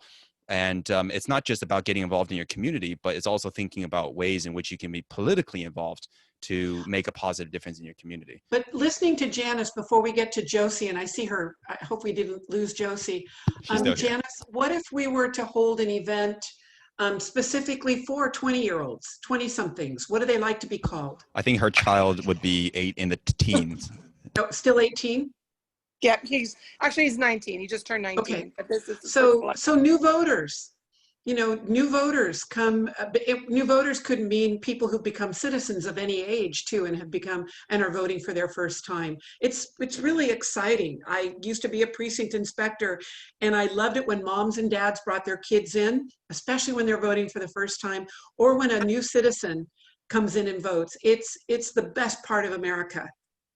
I'll definitely reach out to you and give you his contact information and help facilitate that. Really and then inspire him to become involved. Well, tell him too that, I mean, I heard when I was knocking on doors, and someone did say it. I think it was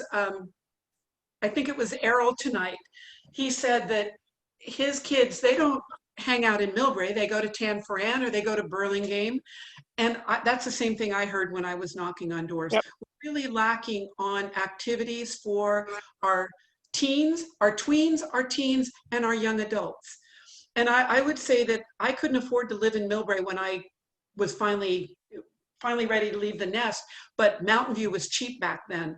But that's why I support affordable housing, because I couldn't live here in the community I grew up in. I had to move elsewhere to be able to buy a townhome. And even that, I did it with a friend, because we couldn't afford it then. So that's why I support housing. But I'd love to hear what your son and his friends care about and what we can do to bring them back in. I'm really excited, and the question didn't come up. I think it came up in the Mills questionnaire. What have you done to get young people more involved? And I used to be an advisor to the Green Youth Alliance at Mills High School. And I'm really happy to say that 2 of those young men who've now graduated from college and come home are serving on our Community Enhancement Committee. And they are going to be our voice for climate change. And they're amazing young men. One went to Cornell, one to UOP, one with a minor in environmental science. The other, they're all working in business right now. But I'm just grateful that they stayed in Millbrae and we can use that young energy. Yeah, thank you. Josie, are you there still? Yes, I do Yes, have, sorry. that's all right, a question and a comment. I worked at Mills for 25 years and we had for years, candidates would come and speak to the different American government classes. I would suggest if you're looking for someone to contact, you contact Wayne Phillips at Mills High School, or I would call San Mateo College, the junior college. They're, especially with Zoom, they are always looking for people to speak to the kids. And this way you would get 18, 19-year-olds. But my question was, I submitted it, but it's not, I guess it wasn't that big of a deal, but way back when they talked about putting in BART and the train and all the congestion on Millbrae Avenue, someone suggested that they do an overground walkway for pedestrians at Millbrae Avenue and El Camino Real. And I know it probably seems like a big deal, but for me, I think it might be a reality. I'm always so cautious making a right-hand turn from Millbrae Avenue onto El Camino that I don't even come home that way. I'll go up Millbrae Avenue a couple of blocks and then turn off because of all the traffic. Is there any chance we could get an overhead crosswalk? I think, and this is probably, well, Robert, I don't know when you first got on council. The original Millbrae specific area specific plan had a people pass, whatever it's called, over Millbrae or over El Camino Real, not exactly at Millbrae Avenue, but more designed to go straight into where the second floor entrance is to the BART station. So to do it logically and to keep it flat, it would be probably starting at Chadbourne and Magnolia and running straight across that way. Sadly, in the updated specific plan, that people pass was dropped because it's very, very expensive. I think one of the plans that's currently being delayed by high-speed rail is straightening out California Boulevard and bringing it up to El Camino Real at what would be Victoria. And right there is a street light. Anytime we can have people crossing El Camino at a street light at a slightly narrower part of El Camino Real makes it safer. Our El Camino Real is the widest in its entire length. So anybody trying to cross the street in Millbrae, especially from Millbrae Avenue down to about the Burger King parking lot, it's really dangerous because our lanes are really wide. They're very fat. That's why cars also drive faster, because the lanes are so fat. And Joe can correct me on this because he is a former Palo Alton. But if one of the topics being talked about right now is how so much in the suburbs or in cities have given up land that could be used for parks or housing or office to roads. And we could still have the same number of lanes in El Camino Real, but recover more land for a better sidewalk and even let the buildings encroach out, give them some outdoor dining space, and narrow El Camino, making it safe for pedestrians. So you've got a multiple set of problems that can be solved by narrowing our car lanes and putting bulb outs out. All of that's called active transportation planning. It's a fancy word, or slow streets, green streets. All of those are programs for that. But I don't think we're going to get that overpass over El Camino Real, which I would love. It's very Robert, clear. I don't know if Robert wants to go ahead, Robert.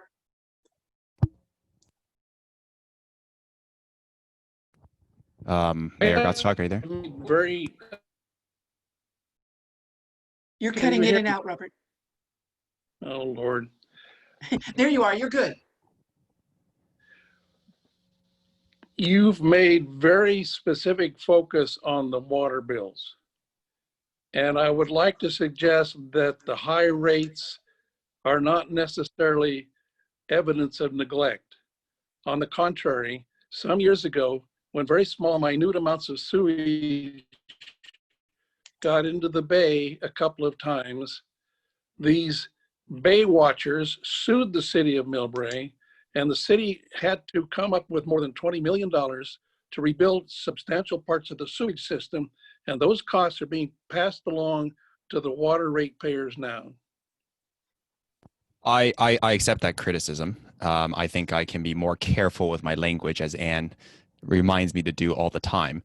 But let me say that I think I might just be channeling the frustration of residents who feel like we've accepted that there is nothing else that we can do, even with the Baykeeper lawsuit, even with this accusation. Well, you know, the consultants, they found that the city had not at the time not kept up with rising water rates from SFPUC.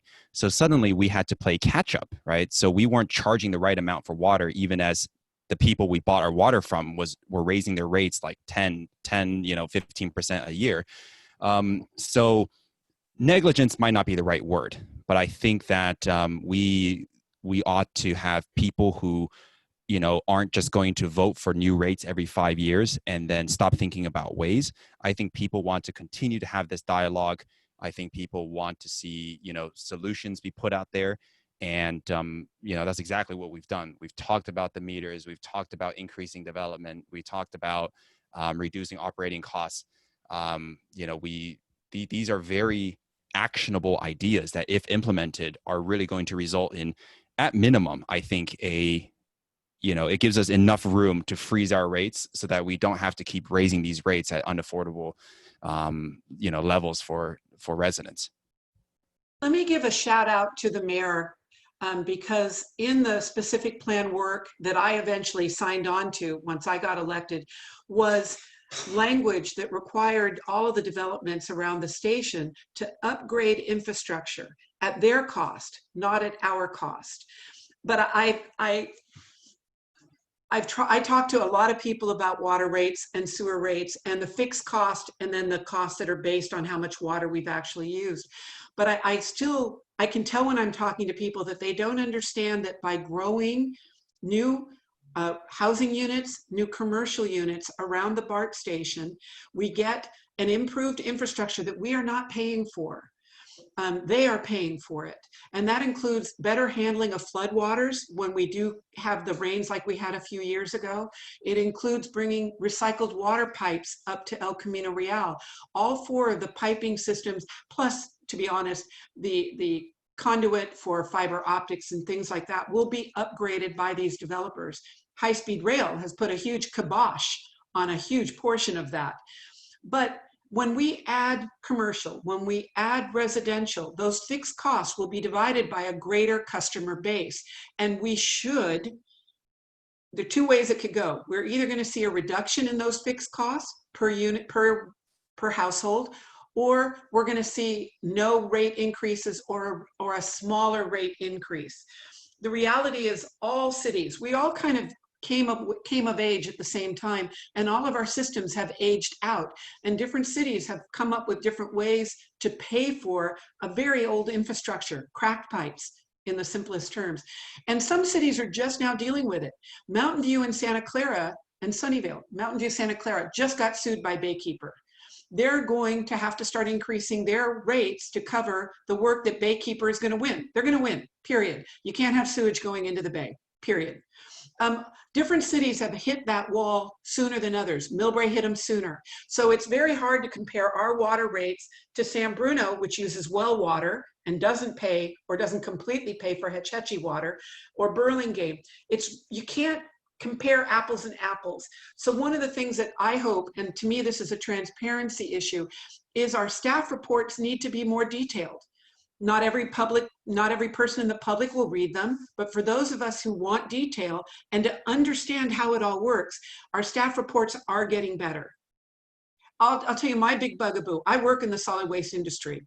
And it bothers me that every year we have a cost of living increase, which is built into the contract. Contracts are contracts, but we never hear how well our garbage company is doing. We hear, oh, we're making recycling targets. Well, I now serve on a state recycling commission, and the state is not making its recycling targets. So what I would like to see is, for whatever contract is coming forward, that we, the people, get more detail.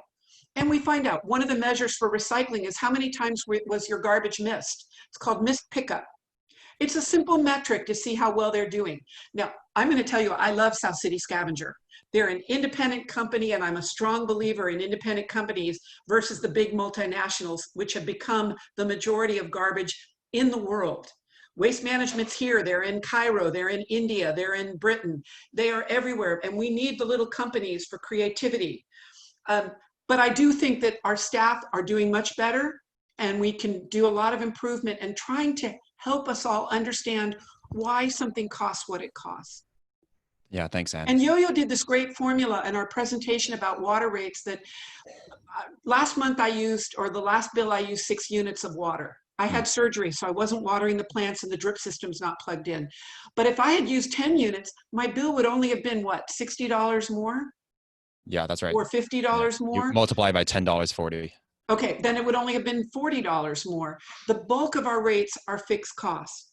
And so the only way to reduce, to spread out fixed costs is to get more ratepayers. Well, you know, or get grants to help cover some of the costs. By the way, if anyone has a question, now is the time. Please do unmute your mic and just ask it. We really would love, you know, your thoughts. But I remember, you know, if you read my postcard, I talked about tiered rates, right? And we talked about it at, you know, Ann and I talked about it at our town hall about water rates, which you guys can watch on YouTube. I think it's town hall number 3. Tiered rates, Gina Pappin says they're illegal. They're not illegal. They were found illegal in specific circumstances, but there are hundreds of cities in California that use tiered water rates. You know, if you look at, what city is it? I think it's San Luis Obispo. They were the ones who were found by the court to have the illegal rate structure, and then they were able to fix it. So what they do now is they give everyone a really cheap allocation of 4 units of water, and then as you use more water and you're more and more wasteful, they start raising the rates. And this is exactly what PG&E does already. So with PG&E, you look at your bill, it will tell you which tier you're in. If you're a really wasteful person, you're going to be in tier 4, and you're going to be paying the most for all the electricity you use past tier 3. Right. So essentially, I think what I hear from people is that they want real benefits of conserving. Right. They're saying, well, it's not fair to me that when I save all this water every month, I'm only saving $10.40, or I'm only saving $20.80. The reason why the city puts so many of these fixed costs, and the reason why it's structured that way, is, of course, it brings more predictability to how much revenue we generate, because no matter what, you're guaranteed these fixed charges. But there are ways. I mean, other cities have done it to where more of the bill is based on your usage. And the city delayed an action item on the agenda from, I think, 4 weeks ago, where they're going to hire the same consultants that prepared the last rate study to do another rate study. And part of the request was actually a look at tiered rates. So let's not spread this false information that tiered rates are illegal. San Francisco uses them, San Jose uses them, Los Angeles, I know San Luis Obispo, hundreds of cities use them. We can use it to help deliver some relief on the bills.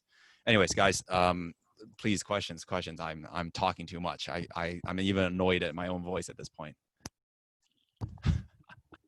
I was just watching the forum. There's 200 views already. That's crazy. And over 100 people were watching live at one point. So this is even better than that fully packed house we had in 2018.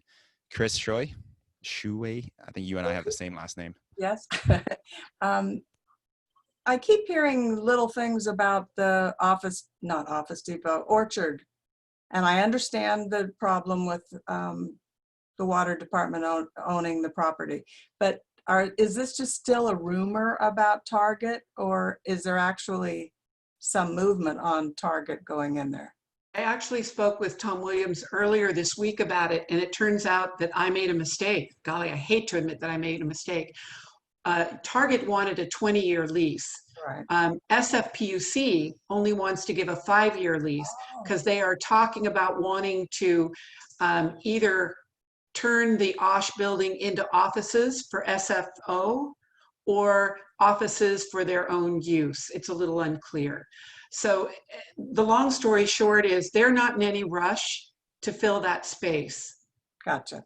And it's good of you to be able to admit you're wrong. Some candidates don't, so it's okay. I try to be accurate. I'm a former educator and I do have science degrees. And, you know, when we come from a science background, we want to be accurate. So I feel really bad.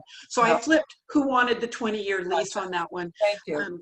And the reason was Target wanted the 20-year lease because they were going to do significant remodeling in it, and they needed that time to get their return on investment. Of course. Thank you.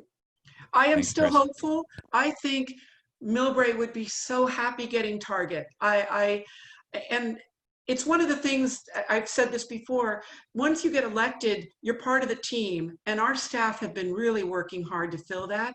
And it's frustrating for them, as it is for all of you, to have that empty space, which is prime commercial property, prime income generating property. Well, Millbrae, if we had any kind of retail, be it Target, or I've heard people talk about Home Goods or whatever, we don't do any shopping in Millbrae because there's really very little Millbrae, but we don't shop. So yep. Anything. Thank you. We are completely with you on that. And, you know, I think it was both Yo-Yo and Gina agreeing on tonight's call that we need to have, no, it's good. I mean, it shows that we can discuss and we can agree. And, you know, Yo-Yo and I disagree, but we talk. Doug's on this call. I bounce ideas off of Doug, you know, just because I can't always bounce ideas off of other elected officials because of the Brown Act. So you need other people to bounce. And I love this forum to bounce.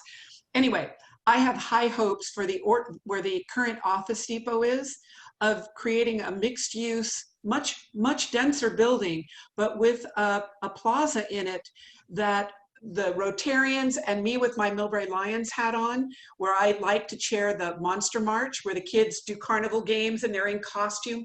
But instead of being in an oily parking lot, we're going to be in this plaza, and maybe it'll have a fountain, and maybe there'll be restaurants there, and we can be together. Someday we're going to be together again.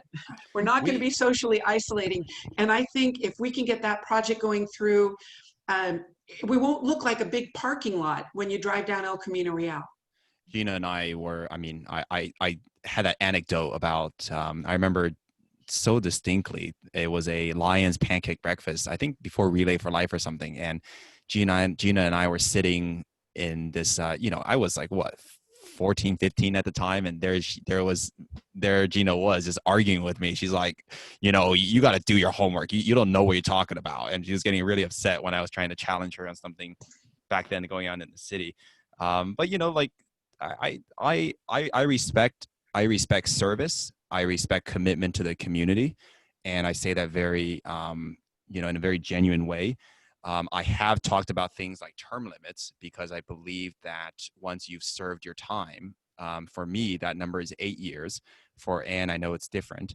But, you know, currently the Millbrae does have an 8-year term limit. But after you take one term break, after you take a 2-year break, you can run again and you can keep doing 2-year terms over, 2 terms over and over again. 2 4-year terms over and over again. The reason why I said that we should have term limits is because, not because we're saying that the most experienced people have the worst ideas. It's that we can level the playing field and open up new opportunities, have open seats that, you know, new people from the community actually have a reasonable chance at competing for, right? How is anybody supposed to out fundraise Gina Pappen? How is anybody supposed to get more name recognition than she does, right? So I respect the political power she's built up, but I think in some ways that kind of political power can be exclusionary at some times. You know, it keeps good people out of politics. Not saying she's intending to do that, but it happens. And also you heard, like, Gina and I surprisingly had an agreement regarding BART. I said that we should sue SF. She's like, we should sue BART. And I'm like, all right, maybe we have some kind of thing we can work together on there. We were talking about dealing with the homeless issue and transient individuals. I don't agree with Errol when he said, oh, like maybe the homeless people left their heart in San Francisco. I said, that's not the case. You know, these are people who probably don't even know where they are most of the time, right? These are people who need a lot of help. We have to treat them with the utmost respect. We know that we can't just ferry them up, shove them into a bus and send them back to SF. But to be honest, if you keep following the problem, it leads you straight back to SF. So when people, and also like we shouldn't fearmonger regarding homelessness. You know, some of our opponents have used homelessness as a fear tactic, right? They said Anne was going to convert Orchard Supply into a homeless shelter. And I'm like, what are you talking about? That's Anne has never uttered those words. And also what's well, a homeless shelter is not appropriate for the city. We just simply don't have the resources to support something like that. But I just wonder, like, what is this obsession over homeless people? You know, there's like 5 or 6 homeless people in this entire city in terms of transient individuals who we see like around our downtown, 5 or 6 of them total. And let's not get caught up on that. Like we'll address it. We'll address it expeditiously, but expediently, that is. But let's not get hung up on it, right? Like that's one thing we need to address. Let's talk about the transient individuals, the homeless people. I don't know what the correct term for them is, but they're not the ones breaking into our homes, right? They're not the ones stealing vehicles out of people's driveways. You saw next door just 2 days ago, 2 cars were stolen in Millbrae overnight. One guy on Hillcrest, the other a little bit higher up the hill. And you know, when I go knocking on doors, I've been knocking on a few doors for, you know, putting up my signs during this campaign. People tell me, they're like, oh, you know, my house was broken into in 2016, or my car was stolen, or my windows are broken on my car and my GPS stolen and stuff like that. And, you know, so let's focus on the bigger picture, right? Like we'll deal with the BART issue. We'll deal with this issue that our city faces, but, you know, we shouldn't do it in a really unreasonable or uncalculated way. Anyways, Michael. Yo-Yo and I disagree on term limits because as I am learning, and when I talk to other cities, you accrue regional power depending on how long you've served and how well you get appointed. I mean, in Gina, I'm sorry, she got turned down by a number of regional things. And then, you know, the behavior of council was a reflection of all of us when we stepped outside of Millbrae. But what I have learned is that those cities that don't have term limits have the key leadership roles on a lot of regional committees that have the money. And money, like appropriations at the federal level, is that committee you want to be on because you can give out money. So when I've talked to, for example, Supervisor Pine, the county works on 3 4-year terms, period. You're done. The difference with Supervisor Pine is he filled a special slot. So he's going to actually get 3 4-year terms plus a year and a half, I think.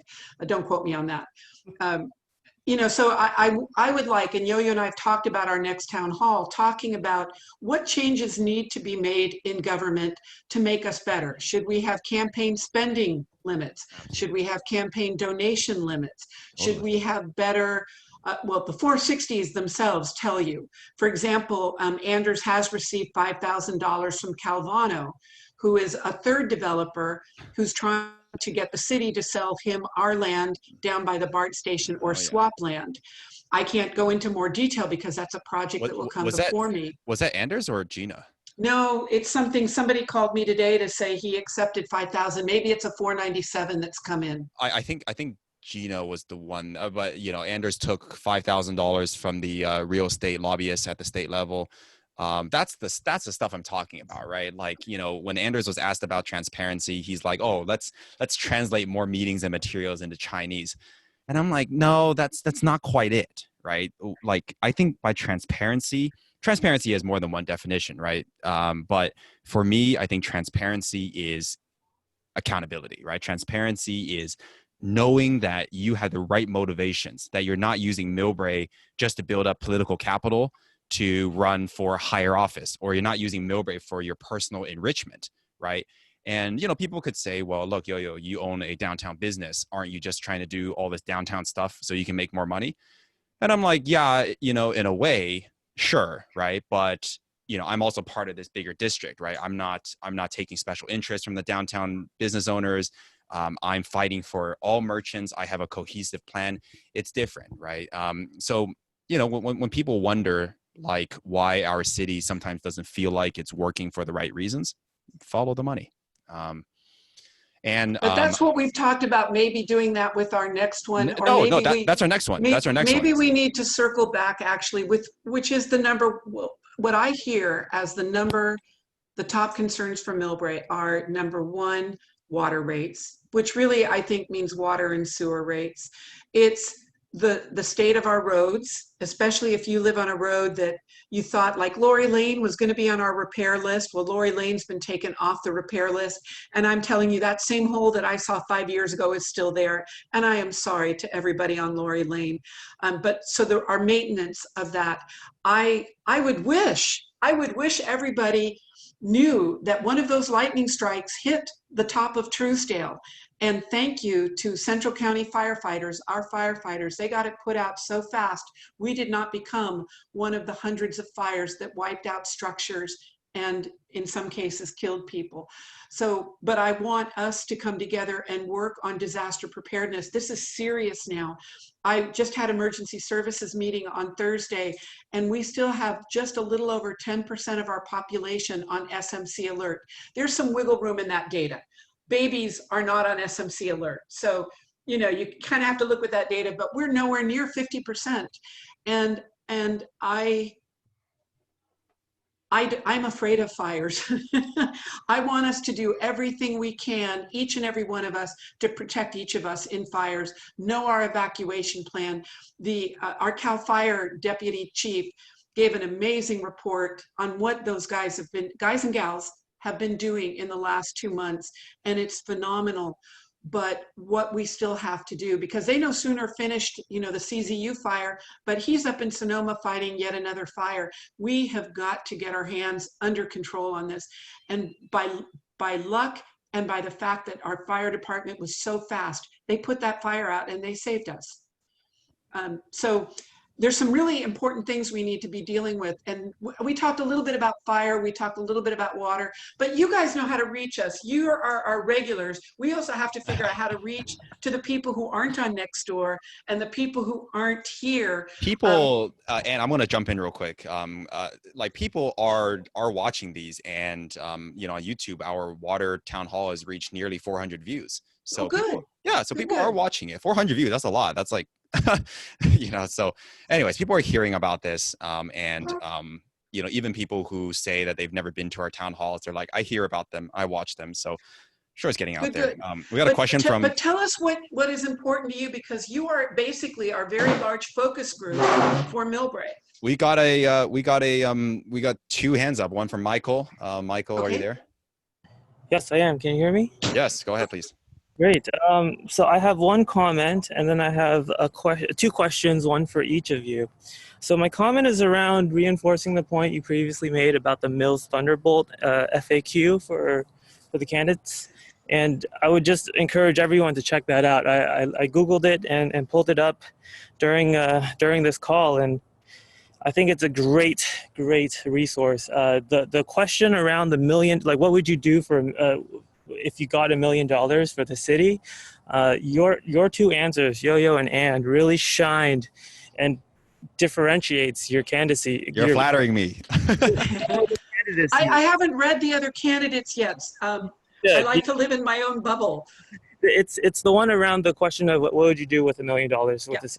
It's just, it makes it night and day. I'm talking quality. So kudos to both of you. On to questions. So for Yo-Yo, I'd like to hear more about, in your closing statement, you mentioned not wanting candidates to be elected to turn the city into their own personal piggy bank. I just wanted to give you a chance to expand on that concern, because that does sound quite concerning. So I want to learn more about the origins of that concern. And then for Ann, in in the forum today, you mentioned street trees and planting that in the context of global warming, but also in the context of a multifaceted solution. I wanted to hear about how that actually gets done in a kind of detailed way of how do you take a street that doesn't have any street trees and turn it into one that does? What are the budgeting concerns and other kind of roadblocks to that? Because it sounds like an obvious solution, a silver bullet to many concerns, and I'm just curious, why hasn't that been done sooner? Yo-Yo, do you want me to go first? Yes, please. Okay, all right. Number one, I think there are probably more than three, but the roadblocks are a lot of people don't like trees, and it's as simple as I have to clean up the leaves, or it raises a sidewalk that the city then makes us accountable for. So I think, especially in neighborhoods like Bayside Manor or Highlands, a lot of people have removed their trees because of the lifting of the sidewalk and the cost of repair. Now, there are new tree species that don't do that. So first of all, we have to get away from the older tree species to the new tree species. I have sycamores in front of my house, but the new London plane tree doesn't lift sidewalk as much. So, but part of that is reaching out to neighborhoods and helping them understand what trees do.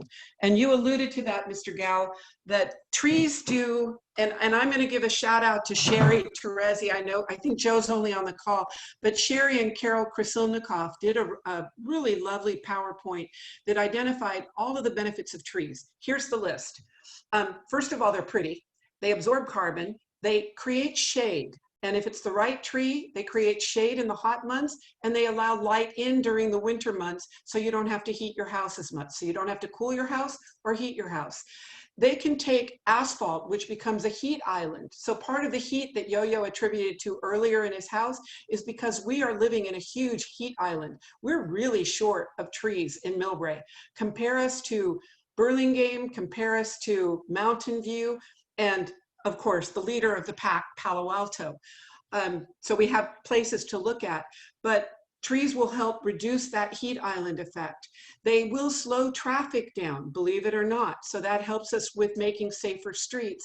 They also can increase, when the trees are in the front of a house, they can add 10 to 20% of your house value if you have trees in front.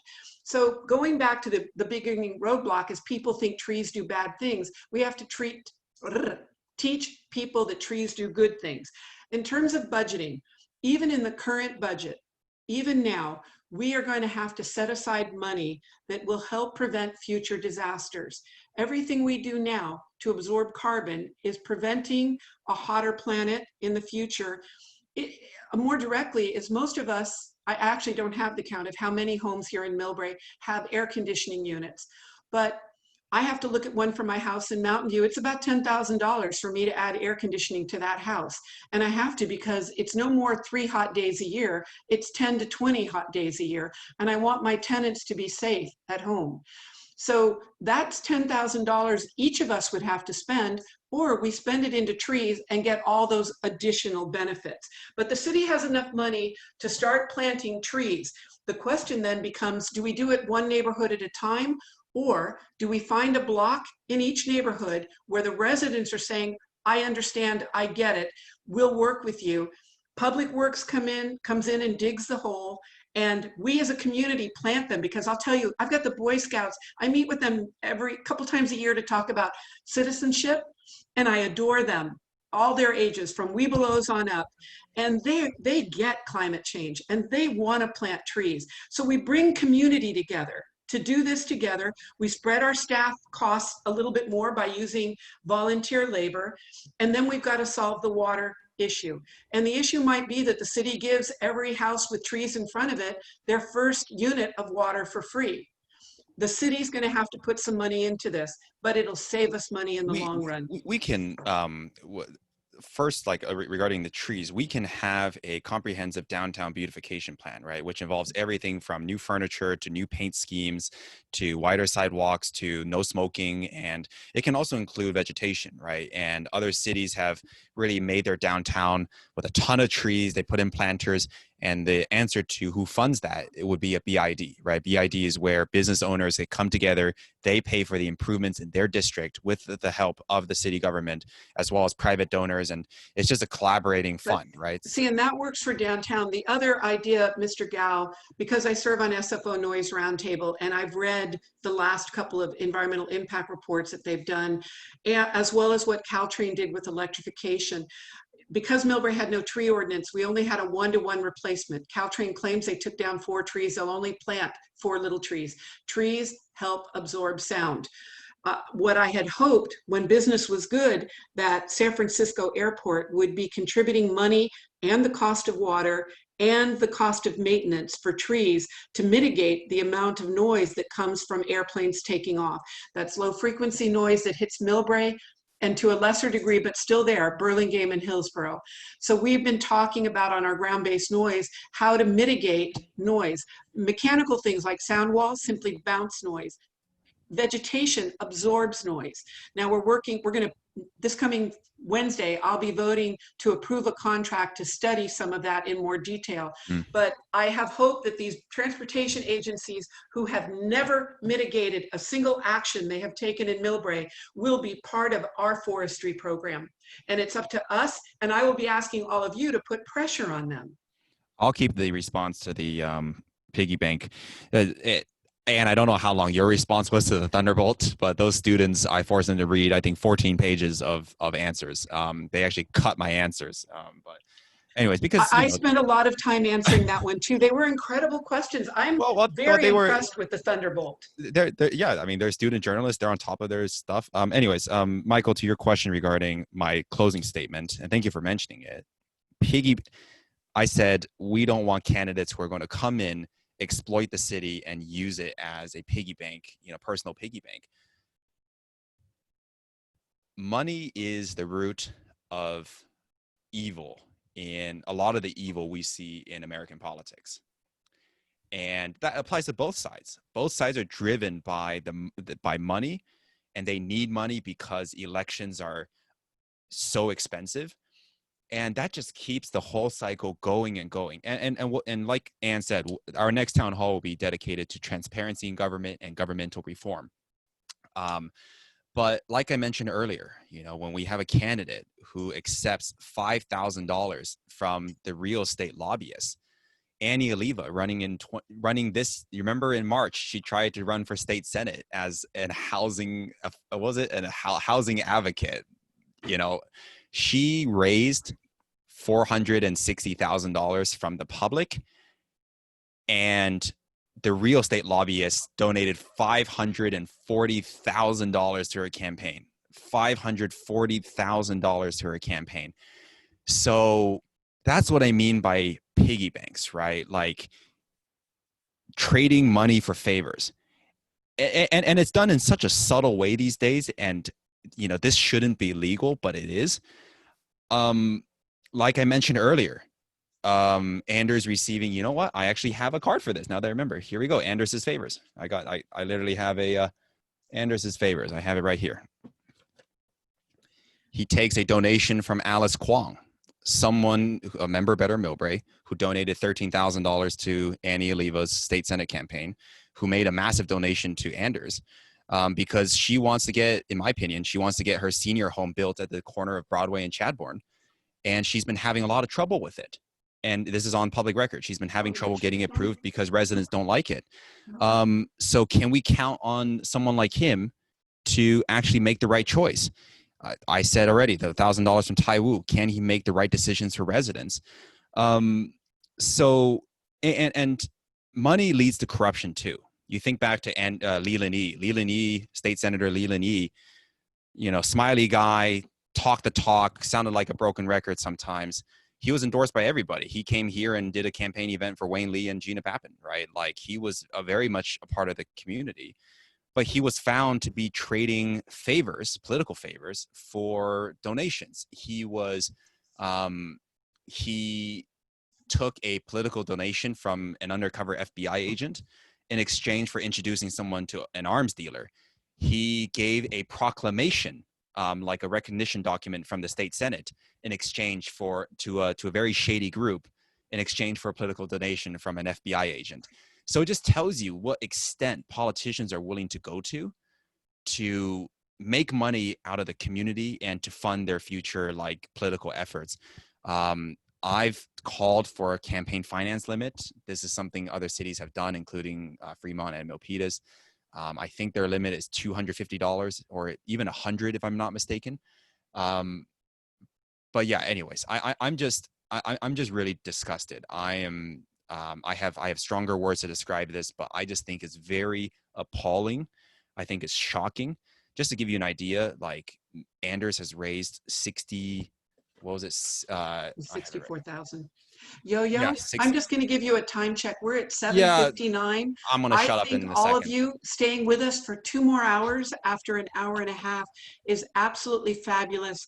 No, I hope two more that we hours can after take the forum, not 2 more 2 hours more from now. hours after the forum. Yes. I have got to have dinner, and I think most of you probably have to have dinner Yes, too. yes. We're going to have our next forum when? Our next town hall 2 weeks from when? now, 2 weeks from today. But I think, look, at least for me, Yo-Yo is trying to get a second business started this week. So Oh, it's already want to open, say, actually. did you open? I'm going to announce it on Nextdoor soon. Don't worry. Oh, okay. And I'm just going So- to finish on my answer real quick. Just last thought, raise $64,000 in a city of like just over 10,000 voters. You could literally give over $5 to every single person in this city. That's an obscene amount of money. There's no other election system where that happens. My average donation is $55, right? His average donation is $677. Average, right? Not the highest, but the average. So I don't know. I don't think politicians should be bought. I think when the other candidates, they ramble on about, oh, I want to maintain a small town feel. Okay, then take big town money out of our local politics, right? If you're serious about making our local politics local, then get rid of special interest money. Get rid of money from people who don't actually live in this city, people who just use the city to make money. And one last thought, Anne, one last thought. I know I'm running over time. When Anders and his wife were pushing through to establish a sister city relationship with the city of Dongguan, China, Dongguan in anglicized speak. People were questioning that. They were like, why is Anders trying so hard, pushing so hard to get the sister city relationship with a city in China known for prostitution and, like vices? And a lot of people simply concluded, as did I, that it was simply for business purposes, right? Using an official city mechanism, a sister city or friendship city relationship in order to promote their personal business interests. And I just don't believe in that. I don't believe in profiting off of public service. I don't believe in profiting off of campaigning. And I kept within my means. In 2018, I spent a total of, I think $7,000, got 25% of the vote. So that just shows you that you don't need $64,000 to win an election. You need the support of the people. Anyways, I'm just very passionate about this topic. I think our whole country has gone to shit in a way because that'll get you banned on Nextdoor. I'll censor it on the video, but no, like seriously, like on both sides, Democrats, Republicans, people are willing to do things for money. We can't have that in Millbrae. Thank you for your time today, and let's close this up. Thank you. I thank for everybody, and tell us what you want us to do. Thank you so much for staying with us. And you might be getting phone calls from me or Yo-Yo about a little literature drop we're working on. Literature drop means you don't have to knock at the door, but you'll hear from us soon. Thank you all. Thank you, everyone. And as always, please reach out to us offline if you had something you wanted to say today. But and also, please remember to wear your mask. Keep safe. We are not out of this yet. We want all of you to be healthy. All right. Take care, everyone. Have a good night. Thank you again. Have a great weekend.